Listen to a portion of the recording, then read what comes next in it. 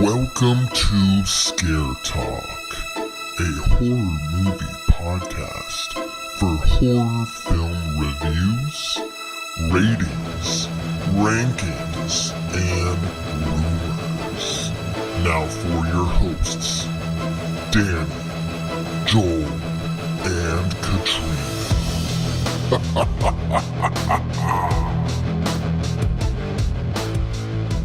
Oh, yeah, this is Scare Talk. I am Danny, and I am here with kind Katrina. And we've got New Jersey Joel. Oh, okay. Hey guys, what's up? Hey, yeah, Joel is from New Jersey, if you didn't know. Apparently so, yeah. I'm like, I didn't know that. Never even been there, but yeah. So he is a stranger to New Jersey, actually, and we're going to talk about The Strangers, Chapter 1. So, Joel, can you tell us who was a part of it? All right, so this one stars Madeline Petch. She was in 12 episodes of The Shadow Diaries, Hotel for the Holidays, and 131 episodes of Riverdale. That's where I know her from. Right. Yes. Exactly. So I only did 2 people for this one because there's other characters, I guess, but they're not really around. Yeah. that often. This is really about 2 people. And I have Ryan Bound, Bow'n Bound. He was in six episodes of Everything I Know About Love, Perfect Addiction, and Benefited. I don't know any of those things. Yeah, me neither. Yeah. This was written by Alan R. Cohen. He did the screenplay, and he wrote Due Date, that Robert Downey Jr. comedy, which is pretty funny.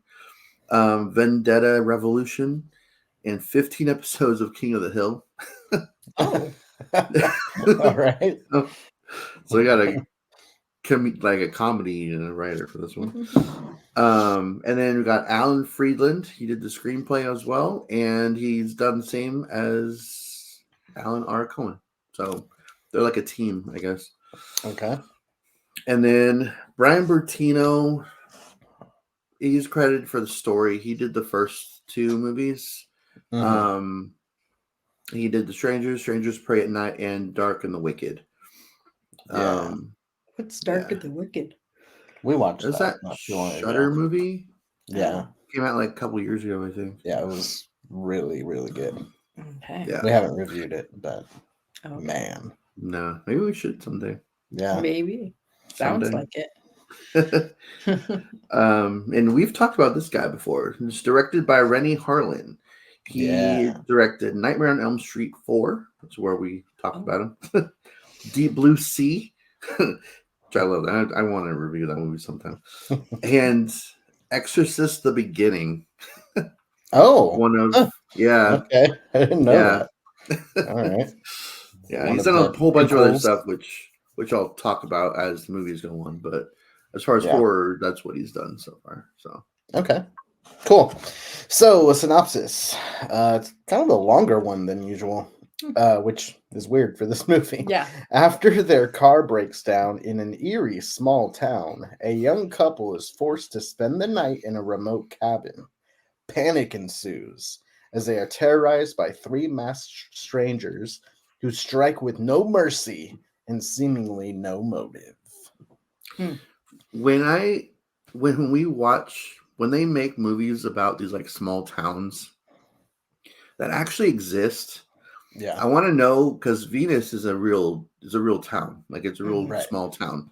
I want to know how the people of those small towns take like the people in their towns, like how they react to movies like this. They're like, everyone in this town is weird. Like, I don't think that's how the real town of Venus was, but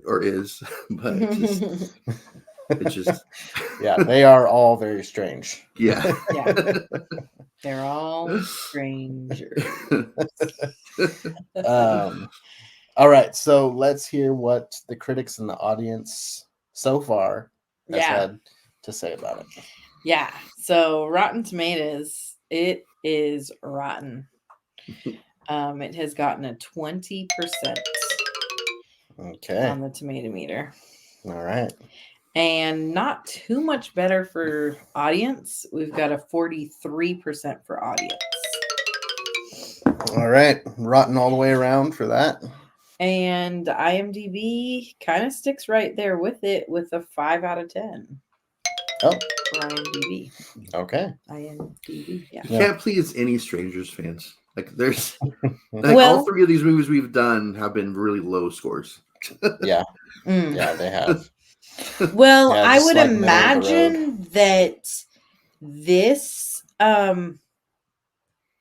this movie was seen by the people who probably had a higher score for the originals because they're like, oh, let me, see this again. The people who had a lower score for the originals probably were like, another one? I'm not gonna go try again after the first two. Yeah. But if you're a fan of The Strangers, you are probably more likely to see this. Yeah. I feel like Thanks for articulating that for me. Yeah. Because it's because it is chapter 1 of 3, and most people these days do know that it's trilogy. I feel like even the people that aren't fans of the original would see this just because of their curiosity as to like how they can make a trilogy out of this story. Mm-hmm. So that's true. But so they're also like rating this movie like a 1 out of 10. Yeah. Well, and I think, people who are fans of certain, actors or actresses in the movie, like I think that Madeline Pesh, is that how you say her name? Something like that. Yeah. I think she probably brought in a good amount of like the younger crew who watched her on Riverdale. Right. Yeah. So. All right. Well, we're going to get into what we thought about it. We're going to stay spoiler free on it. And if you want to hear the spoilers, then you can go sign up for our Patreon, patreon.com/scaretalk. You get 7 days free to check out everything we have on there. So let's get into it. So let's start with Joel. Let's start with you, Joel. What did you think of The Strangers, Chapter 1? So this is a hard one to really judge and review because this is a first of a 3-part movie. Yeah. So I mean they had to start somewhere, so why not just remake the original one instead of making like a prequel or like a sequel to that one. Just gonna start over and make their own story out of it. So I am very curious still as to where the story's gonna go. But if we're it's not great. It's very much a remake of The Strangers, and I was like I heard that there were people like on the fence of saying this was a remake or this was a prequel. And when I watched this movie, I'm like, even like the post-credit scene, I'm trying to like see where people could possibly think this is a prequel. It's not. Like it's straight remake from the original. There's even a song that's played that's in the original movie. Yeah. That I commented on when we did that episode because their voice is so like creepy and like, they played that song in the movie. It's like okay. I did have to roll my eyes at that part because it's like you couldn't. All right, like, and it happened when she's alone, like in the original one, and there are more characters in this movie. I do I am very curious about if they stay in Venus for at least the next movie, because I do want to get to know the characters of this town more, because they're creepy, but there's just something about them that's like also kind of interesting, and I want to like know more, like, why are you guys so creepy? Like, what's going on? You guys just don't like out of towners, or you just like this in general? Like, so there's definitely things about this. I mean, there are different things too, that weren't straight out of the original movie, but for the most part, it's a straight remake that's not as suspenseful or intense. We don't really have a scene.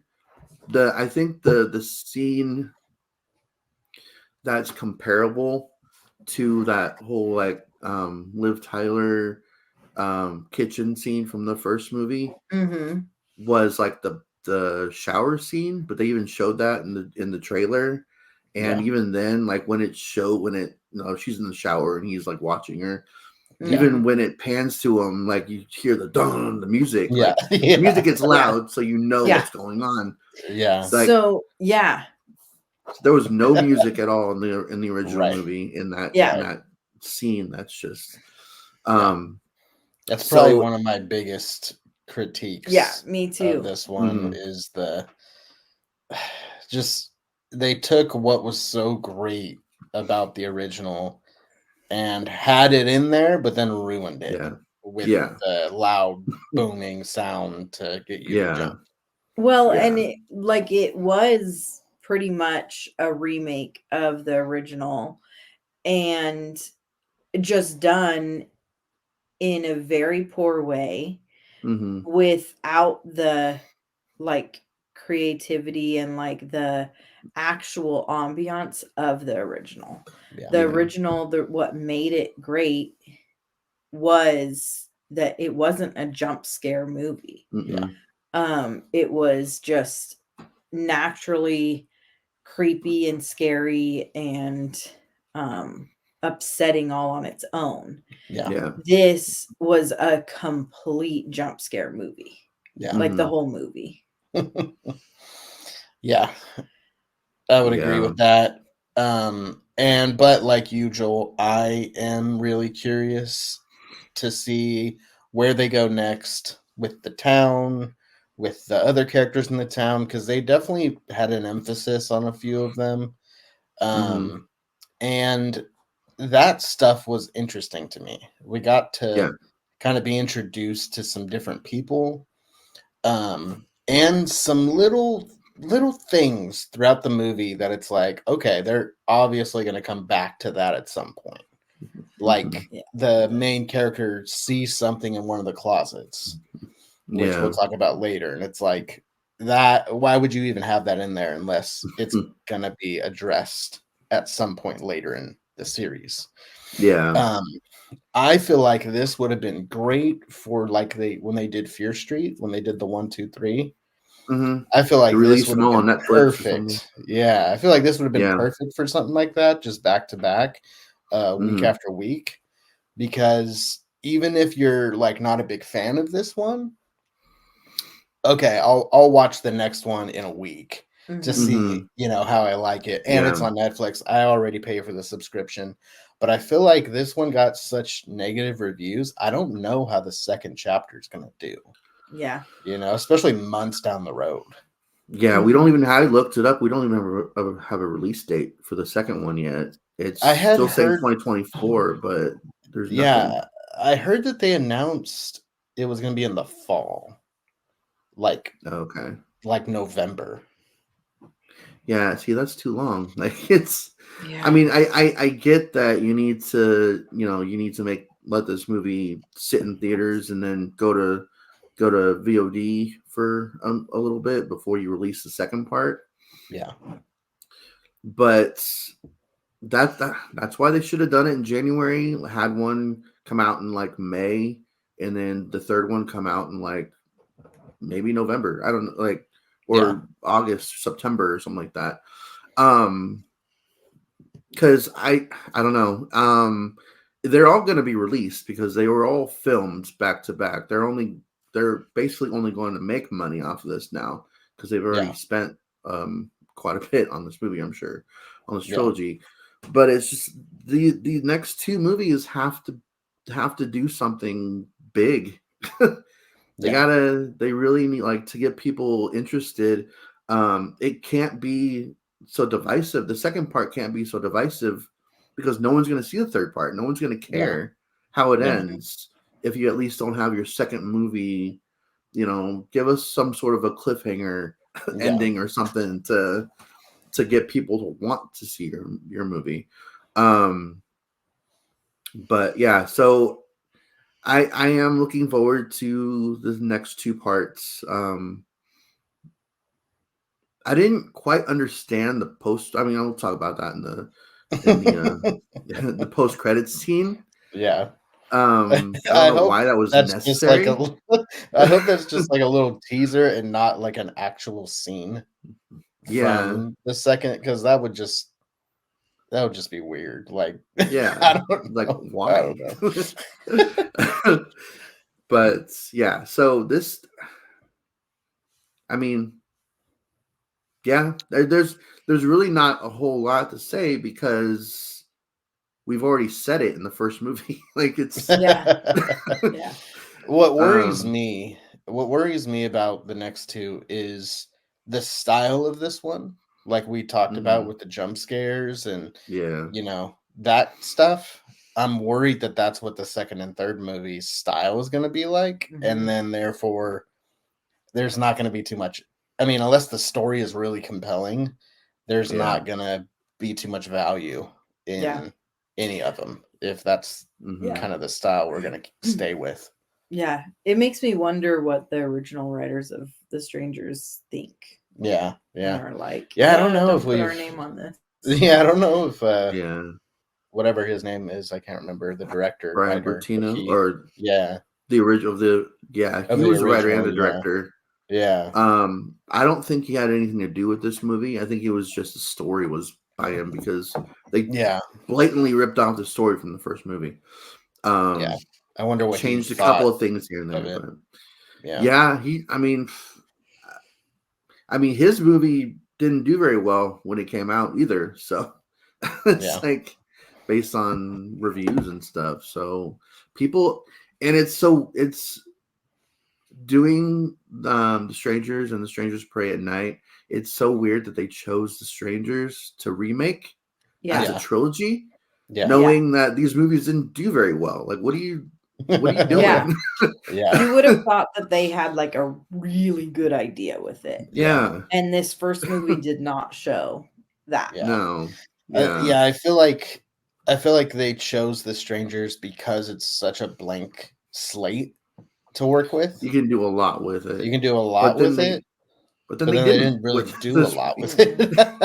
But now maybe they will because they laid the foundation. So it's like, okay, we laid the foundation. We left a few little things in there, and now we'll take off. But it seemed like the foundation that they laid was kind of like a story that's already been done, like a creepy small town, and like it's not anything original for sure. Yeah, and so it's like, okay, so you took something that was, a blank slate, like you're saying, or like something that is open, and then you just did something that has been done how many times? I feel like if you were gonna do that, just do a sequel, right? We already know The Strangers. It's not that old of a movie.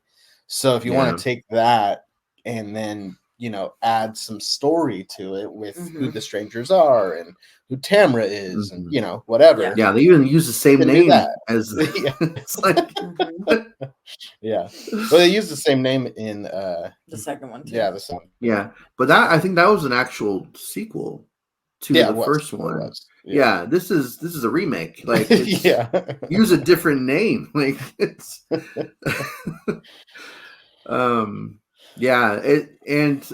to your point, Katrina, about like they had a blank slate but they didn't really do anything with it. I mean, they've done that with Friday the 13th. Like most of their movies are at Camp Crystal Lake, and they're huge hits for those types of fans. And like even Evil Dead has been in a cabin the entire time, except for Army of Darkness and Evil Dead Rises. So it can. They just have to do something with their next movie to really like make it stand out. And they're probably gonna have it in the same town. I hope they do at least. I want them to continue with these characters. I don't know how they're gonna do two more in the same town, but like she's got, was she going for like a job interview or something, right? Or she like got the job and they're moving to Oregon or something. They're moving to another part of Oregon because they're in Venus, Oregon. So yeah, it's okay. So I'm really not trying to judge it too harshly until we get the full story of this trilogy. Yeah, I would agree with that. All right, so let's rate it. And we'll start with Katrina. 68. 68. Okay. Nice. Joel? 70. It's just a straight average movie for me. Like it's not great, but it's not bad either. It's just whatever. Yeah. I think it's not bad. I think the part that makes it harder to grade or judge it is being a fan of the first one. Yeah. So it's going to be compared. Yeah. If it wasn't for the first one, then maybe we would rate this higher. Yeah. Who knows? If this was if this was the first of the first Strangers movie we've ever gotten, then this would be so I'll go in between you guys just for fun. 69. All right. I think we all had similar views on it. So All right. Well, there you go. This has been scary. Come on, join us on our Patreon to talk about the spoilers. Yeah. For some reason that word wasn't coming out.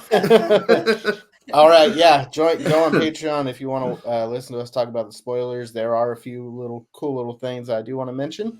Otherwise, we will see you next time.